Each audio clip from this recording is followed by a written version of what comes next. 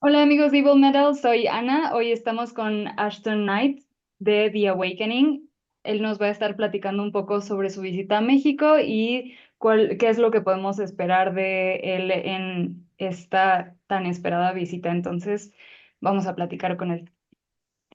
Hey Ashton, thank you so much for being here with us. I really appreciate your time. Okay, so let's dive into it. So The Awakening was born in 1995 in Johannesburg as your main project. What do you think it inspired you to create this fusion of gothic, rock, dark wave within South Africa back then? I it was like the boom of the scene in some other places, but what do you feel that how do you feel this vision evolved towards new audiences such as the one in Mexico, for example? Well, that's a long question. Let me try and get through all of that. Firstly, thank you for speaking with me today. It's always lovely to have a conversation. I'm very warm. It's very hot in Los Angeles, but we'll try and do the best we can. Yeah, I started the band in the late '90s. I think ultimately, I always tell people, I first saw Elvis Presley sing in his black leather suit when I was about 5 years old, and that made me want to sing. And then I heard David Bowie sing Space Oddity when I was about 8 years old, and that made me want to be an artist. And I think throughout my years, despite being in South Africa, where there was not really much of a Gothic scene to speak of, I continued to explore music and art. And I think we're all absorb things and ultimately reflect them in our work.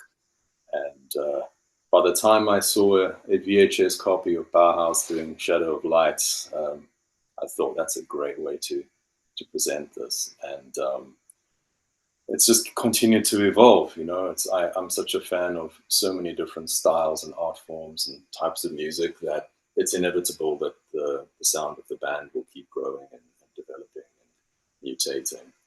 And finally put out my 12th Awakening record last year and started actively trying to visit the parts of the world that we've not been able to visit previously. And Mexico was very high on that list. And one thing led to another, and now we're finally going to be playing in Mexico City.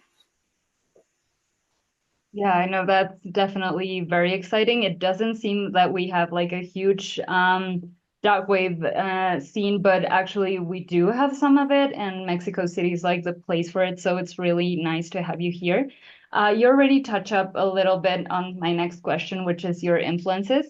So your baritone voice, it's like really special, and it feels like it evokes certain figures like Nick Cave or even Siouxsie with some touches of David Bowie, which you already mentioned, maybe even a little bit of Kate Bush. But yeah, I was wondering if you wanted to dive a little bit deeper into your influences on the Awakening sound today, and how do you feel it's reflected on your last 2024 album? Yeah, you've covered a lot of my favorite artists there.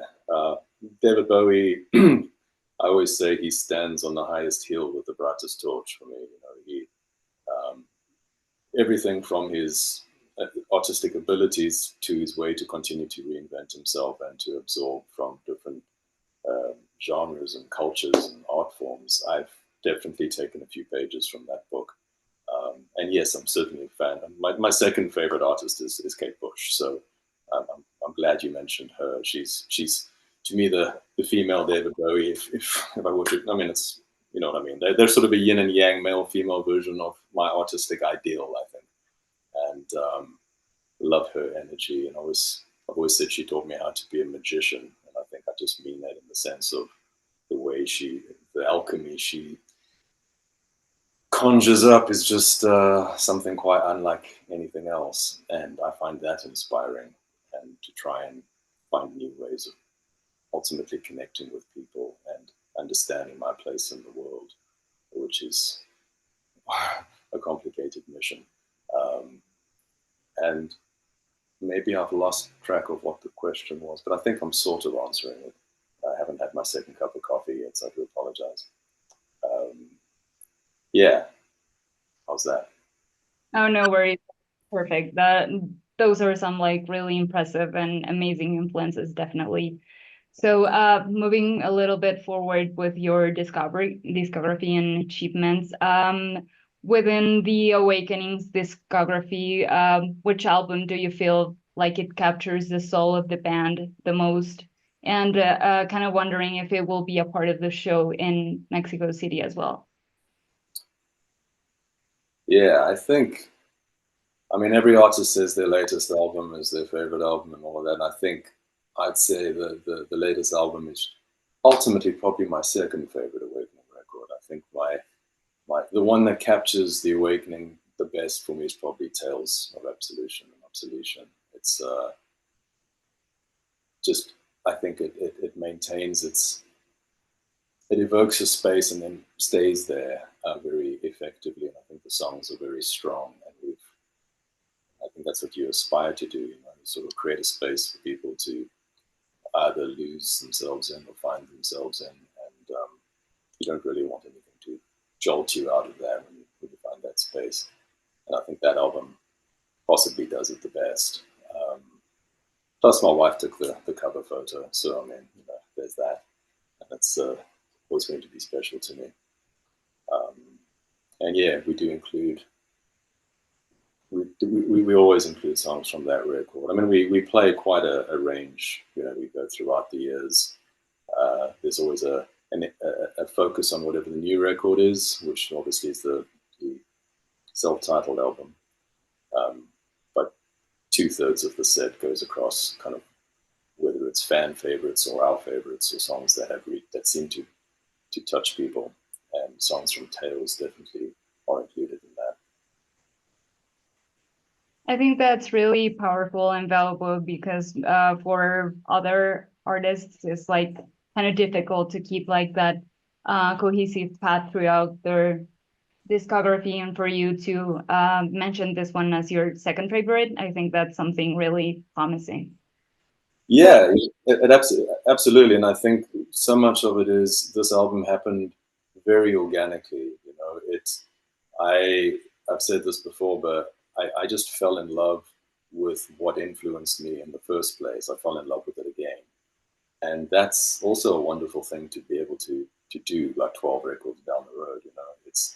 I think sometimes we get so caught up in redefining ourselves and, repackaging ourselves, whatever it is. And I just, I was driving along and I put on some classic goth, Sisters of Mercy, Floodland, and I thought, wow, this is still great. I still love this. I just hadn't listened to it for a long time. And it kind of triggered off a series of events that I thought, well, maybe I'll do a little EP just to see how this feels. And then I wrote 30 songs and it was no longer an EP, it became an album. And it's why I feel I'm still so very happy with the latest record. I really think it captures the influence without just going back and doing what we've done before. I think it does it in a different way, but it's also the album where I've been most kind of obvious, I think, sorry, my alarm's going off. It's also the album where I think I've been the most obvious with what has influenced me. And I think that's okay. I think it's okay to celebrate our influences and not pretend that we're also incredibly original, because, we are original, but we've all heard certain things and it's going to come through, and that's okay. I think that's part of the journey. That's awesome. And it's always good to kind of revisit your own roots and keep and take it from there all over again. Yeah. It's great. So between your solo work and the Awakening, how do you decide, like, how's that process of where do you draw the line and what goes to the Awakening and what goes to your solo projects? Usually the songs tell me. It's been very, I mean, yeah, there are a few songs in the catalog that could have gone either way, for sure. I mean, I think especially with my solo work being more, especially in later years, being more stripped down, more acoustic oriented, almost more singer-songwriter oriented. When you do a song like that in the Awakening context, maybe it feels like it could have gone the other way. But generally speaking, there's a type of theatricality and an emotion present in the Awakening work that I kind of immediately know that I'm writing an Awakening song, you know, and of course there's some type of expectation when you have a large catalog and a bit of a history that there's certain things people are hoping to hear when they buy an Awakening or listen to an Awakening record. And whilst I don't try and make records for other people, I try to be respectful of the fans at the same time. So it's a balance, and I think the new record does a really good job of that, because I just had so much fun, like rolling around in sort of gothic mayhem. You know, it was wonderful. It was like having dinner with an old friend again, and then inviting them to stay for the week. You know, that's what it felt like making that record. Instead, I invited them to stay for a year because I spent a bit of time on that. But yeah, it is important to remember your roots. I think unfortunately, a lot of acts reach some point in their career where they almost dismiss everything they've done before. Like they find some new flavor, and that's not cool. And it's also not great when people just do the same thing over and over and over again. You feel like it's just, you know, you listen to the same record. So again, it's trying to navigate somewhere in the middle of all of that, you know, but ultimately keep myself excited by it, and hopefully other people will be too. Exactly. It sounds really tough to find that balance, but I think you're doing great, and the perspective you're putting into it is really, really cool. Thank So you. how about your collaborations? You've joined forces previously with Wayne Hussey in Beauty and Chaos and with Ethan Gold.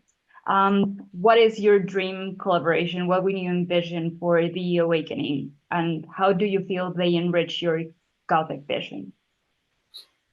Well, my dream collaboration would be Kate Bush, obviously. I mean, it couldn't get much better. I could just hear our voices together, and I think it would be amazing. That's a little unlikely, so I think there are also a lot of wonderful melodic metal vocalists. You know, I think Floor Jansen from Nightwish has an amazing voice. It would be incredible to do some sort of collaboration with her. And other than that, I would look at doing things that are completely different, just outside of what's been done before for me. You know, so I would look at people who are proficient in instruments that I can't play, or maybe have more of a operatic vocal background, or, you know, that kind of thing. I like bringing in different elements. You know, this last record was revisiting the roots. If there's another one, which there probably will be, because I can't stop making music, it's going to be very different. It's going to celebrate a different element of what excites me as an artist, you know, and so the people I mentioned might give you a clue to that, as to what direction they would be. That sounds really interesting, without a doubt. The opera voice kind of give me like vibes of Sisters of Mercy, Temple of Love, which is kind of amazing. So I feel like it will be an amazing match with your voice, totally. So kind of moving forward to your debut in Mexico, how do you feel about stepping in here for the first time? Do you feel nervous, excited, or maybe planning a Gothic ritual over here? I'm excited. I am definitely excited.